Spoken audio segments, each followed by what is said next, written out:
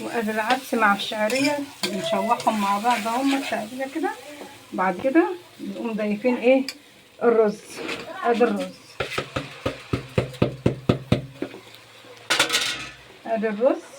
هنسقيه بقى، نسقي الرز بميه العدس اللي احنا سلقنا بيها.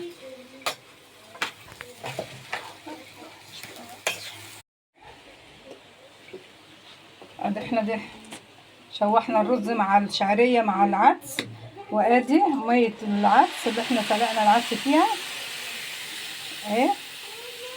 اهي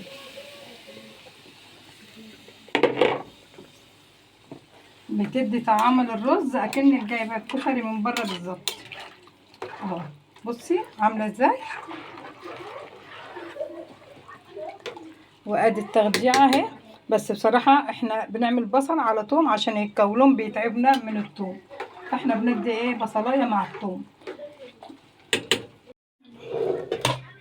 وادي يا جماعه الكشري اهو بنغرف اهو. اتفضلوا معانا.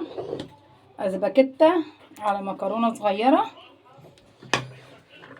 والعدس مع الشعريه مع الرز، التلاتة في حله واحده، ونعون المكرونه في حله واحده عشان ايه؟ من المواعين والكركبه تخلصي من هنا وتقفي في الحوض على الحوض يجي ساعه.